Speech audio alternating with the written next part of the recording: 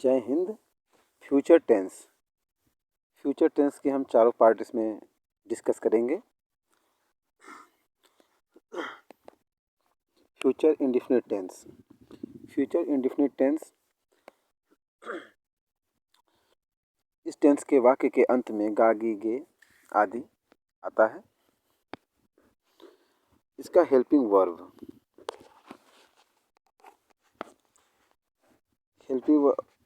Verb शैल और will है। आई और वी के साथ शैल और आई वी यू दे सी ही ईट या किसी का नाम हो गया विल। कहने का मतलब है शैल का बहुत रेयर केस में ही होता है यूज। आई वी के साथ शैल का तो प्रयोग होता है, लेकिन अब मॉडर्न इंग्लिश में ज़्यादातर विल का ही प्रयोग होता है सभी के साथ। और यदि दृढ़ इच्छा या दृढ़ निश्चय यदि ये जाहिर करना हो, यदि ये बताना हो, तो फिर आई वी के साथ विल का और अन्य के साथ शैल का प्रयोग होता है। ये हम आगे कभी डिस्कस करेंगे। अभी तो ये समझ लीजिए कि शैल आई और वी के साथ यूज होता है, बट हम आई वी दे यू इन सभी के साथ विल का प्रयोग करेंगे। अभी विल का ही प्रयोग होता है, ठीक है। तो अफर्मेटिव सेंटेंस देखते हैं, यानी सकारात्मक वाक्य का नियम है subject plus helping verb plus main verb का थर्ड फॉर्म। मेन वर्ब वही मतलब वर्ब का first form plus object. Negative sentence नकारात्मक वाक्य सब्जेक्ट प्लस हेल्पिंग वर्ब वही हमारा शैल विल है। Not plus main verb plus object. Interrogative sentence यदि वाक्य के शुरुआत में ही प्रश्नवाचक शब्द आए तो helping verb plus subject plus main verb का फर्स्ट फॉर्म प्लस ऑब्जेक्ट। यदि वाक्य के बीच में आए प्रश्नवाचक शब्द तो उसकी इंग्लिश सबसे पहले लिखते हैं क्वेश्चन वर्ड, यानी डब्ल्यू एच यानी व्हाई, व्हेन, व्हाट, विच, ये सब प्रश्नवाचक शब्द से स्टार्ट होते हैं। तो WH फैमिलीज को वो कहते हैं। तो WH न कहकर यहाँ पर हम QW यानी क्वेश्चन वर्ड ये इस्तेमाल किए हैं। तो question word plus helping word plus subject plus main verb का फर्स्ट फॉर्म प्लस ऑब्जेक्ट। अब यहाँ पर देखिए हेल्पिंग वर्ड है विल है, सॉरी शैल विल, ठीक है। आइए एग्जाम्पल देखते हैं।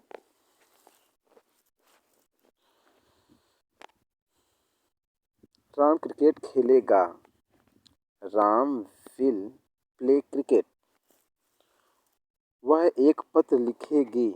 सी विल राइट अ लेटर। तुम कल यहाँ नहीं आओगे, ये निगेटिव सेंटेंस हो गया। You will not come here tomorrow. आने वाले कल को टुमारो कहते हैं और बीते हुए कल को यस्टरडे। तो ये आने वाला टुमारो है, इसीलिए यहाँ पर टुमारो।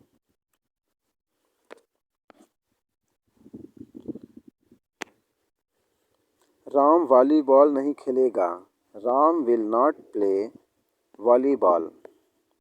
मधु एक पत्र नहीं लिखेगी। Madhu will not write a letter.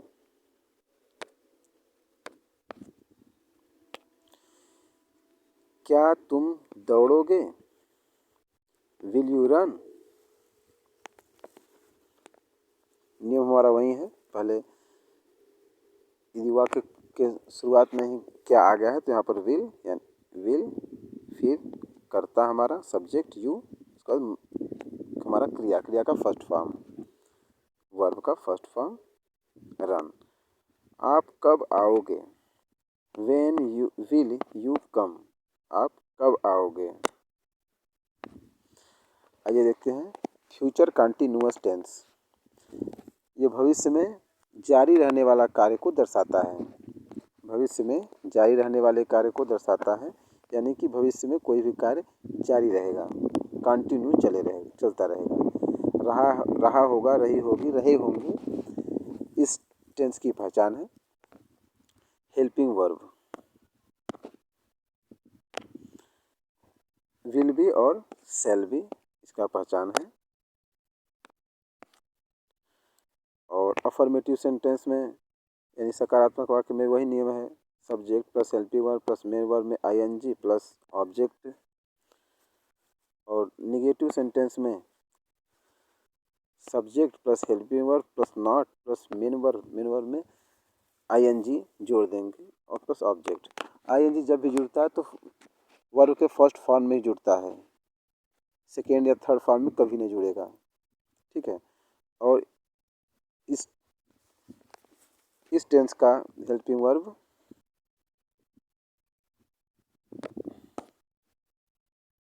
Will be shall be है। तो यहाँ पर निगेटिव यदि जब रहेगा तब सब्जेक्ट प्लस जो विल फिर नॉट फिर बी, मतलब विल और बी के बीच में नॉट रहेगा, फिर मेन वर्ब का फर्स्ट फॉर्म में आईएनजी प्लस ऑब्जेक्ट। और इंट्रागेटिव सेंटेंस प्लस पहले हेल्पिंग वर्ब वही हमारा पहले विल या शैल रहेगा, उसके बाद सब्जेक्ट प्लस फिर बी रहेगा, फिर मेन वर्ब का फर्स्ट फॉर्म में आईएनजी प्लस ऑब्जेक्ट। और यदि वाक्य के बीच में प्रश्नवाचक शब्द आए तो फिर क्वेश्चन वर्ड यानी WQ फैमिली का WH का, फिर हेल्पिंग वर्ब यानी कि विल या शैल, फिर सब्जेक्ट प्लस नॉट, फिर बी प्लस मेन वर्ब का फर्स्ट फॉर्म में उसमें आईएनजी प्लस ऑब्जेक्ट। आइए देखते हैं। राम क्रिकेट खेल रहा होगा। Ram will playing cricket. वह एक पत्र लिख रहा होगा। He will be writing a letter. ये अफर्मेटिव सेंटेंस का एग्जाम्पल है। आइए आगे देखते हैं। निगेटिव, तुम यहाँ नहीं आ रही होगी। You will not be coming here. यह विल और नॉट के बीच, विल और बी के बीच में नॉट, पहले विल फिर नॉट फिर बी लगाएंगे हम। राम वॉलीबॉल नहीं खेल रहा होगा। Ram will not be playing volleyball. Madhu एक पत्र नहीं लिख रही होगी, यहाँ पर होना चाहिए, देखिए यहाँ पर थी है, ठीक है, यहाँ पर होगी रहेगा, ठीक है। मधु एक पत्र नहीं लिख रही होगी, यहाँ पर होगी रहेगा। Madhu will not be writing a letter. आइए इंट्रोगेटिव देखते हैं। क्या तुम दौड़ रही होगी? किस समय की बात हो रही है? Will you be running? आप कब आ रहे होंगे? When will you be coming? इसी तरीके से अपने नोटबुक पर प्रैक्टिस करते रहिए, रूल यही रहेगा। आगे देखते हैं। Future perfect tense. Future perfect tense, इससे पता चलता है कि कोई भी कार्य फ्यूचर में हो रहा है और समाप्त भी हो गया है, यानी कि जिस पॉइंट से चालू हुआ है और फ्यूचर में ही वो समाप्त हो जाएगा, फ्यूचर टेंस में ही समाप्त हो जाएगा। और इस टेंस का पहचान है चुका होगा, चुकी होगी, चुके होंगे। हेल्पिंग वर्ब विल हैव और शैल हैव। इस टेंस का पहचान है चुका है, चुका होगा, चुकी होगी और चुके होंगे। हेल्पिंग वर्ब विल हैव और शैल हैव। अफर्मेटिव सेंटेंस यानी सकारात्मक वाक्य, सब्जेक्ट रहेगा, फिर helping verb plus main verb का third form plus object. Negative sentence यानी नकारात्मक वाक्य।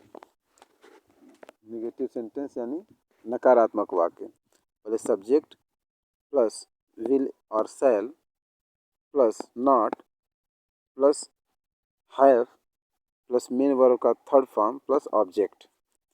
इंट्रागेटिव सेंटेंस, इंट्रागेटिव सेंटेंस का भी हम रूल देख लेते हैं। वहीं सामान्यतः सभी टेंसों का एक ही रूल होता है, थोड़ा बहुत चेंजिंग होता है। आइए वो भी देख लेते हैं।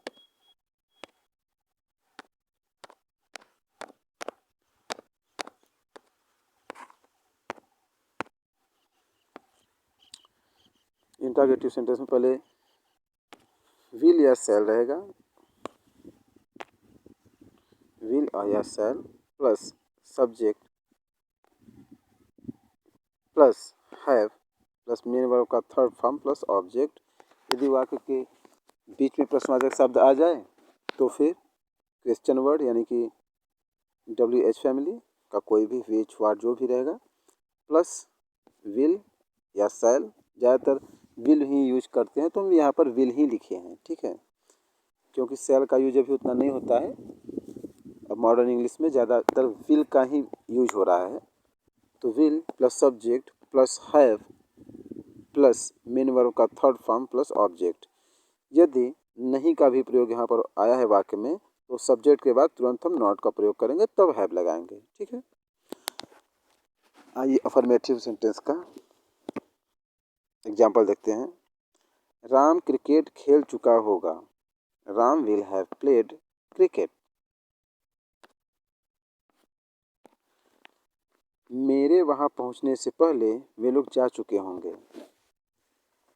यदि वाक्य में दो वाक्य होंगे, इससे ये पता चला कि दो कार्य हो रहा है। तो पहला कार्य जो आगे होगा, जो सबसे पहले कार्य होगा, उसकी इंग्लिश फ्यूचर परफेक्ट टेंस में, और जो बाद में होगा वह उसकी इंग्लिश प्रेजेंट पर इंडेफिनिट टेंस में। यहाँ पर देखिए, मेरे वहाँ पहुँचने से पहले वे लोग जा चुके होंगे। तो पहले वे लोग जा चुके होंगे तब मैं पहुँचा वहाँ पर। तो दे विल हैव गॉन, वे लोग जा चुके होंगे, they will have gone before I reach there. देखो आई रिच देयर ये प्रेजेंट इंडेफिनिट टेंस है और यहाँ पर ये फ्यूचर परफेक्ट टेंस, ठीक है। वह एक पत्र लिख चुकी होगी। She will have written a letter. She will have written a letter.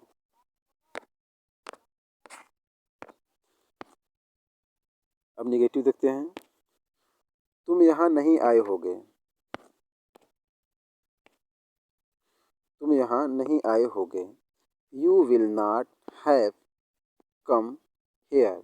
यहाँ पर कम ये थर्ड फॉर्म है, क्योंकि फर्स्ट और थर्ड दोनों ही कम ही होता है, कम केम कम, तो यहाँ पर come third form. Ram volleyball नहीं खेल चुका होगा। Ram will not have played volleyball. Play का थर्ड फॉर्म प्लेड, और राम विल और हैव के बीच में नॉट। मधु एक पत्र नहीं लिखी होगी या नहीं लिख चुकी होगी, ठीक है। मधु एक पत्र नहीं लिखी होगी या नहीं लिख चुकी होगी। Madhu will not have written a letter. क्या तुम दौड़ चुके होगे।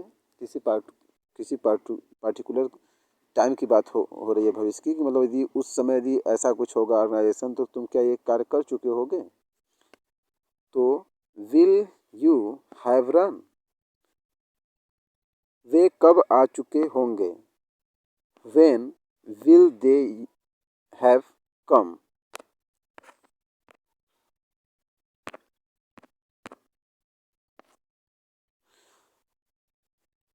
देखिए यहाँ पर फ्यूचर परफेक्ट टेंस अब हम देखने जा रहे हैं।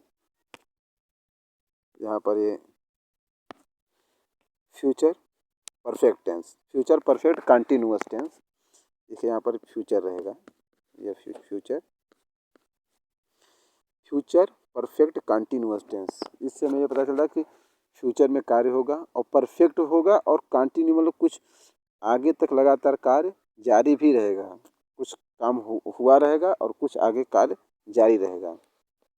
इसीलिए यहाँ पर परफेक्ट का हैव भी रहेगा और यहाँ पर कंटिन्यूअस का बीन भी रहेगा। ठीक है, इस टेंस की पहचान है रहा होगा, रही रहा होगा, रही होगी, रहे होंगे और समय के साथ। मतलब जो भी कार्य होगा वो किसी निश्चित समय पर स्टार्ट रहा होगा। सिंस और फॉर, वैसे तो बहुत सारे यूज होते हैं, लेकिन सिंस फॉर एक रूल है कि ये सामान्य इसमें आएगा ही आएगा। सामान्यतः सिंस और फॉर का यूज होता है। सिंस किसी निश्चित समय के लिए, निश्चित समय यदि है तो उस हम सिंस का यूज करेंगे, और अनिश्चित समय है तो वहाँ पर फॉर का यूज करेंगे। हेल्पिंग वर्ब यहाँ पर विल हैव और शैल हैव होता है। विल हैव बीन और शैल हैव बीन, जैसा कि हम लोग यूज कर चुके हैं कि शैल हैव बीन का उतना यूज नहीं होता है। आई और वी के साथ हम यूज करेंगे तो भी ठीक है, और विल हैव बीन का भी यूज करेंगे आई और वी के साथ तो भी ठीक है। तो चलिए हम लोग शैल हैव बीन का भी आई और वी के साथ यूज होता है, इतना जान लीजिए। यहाँ पर हम सब विल का ही प्रयोग करेंगे इसमें। ठीक है,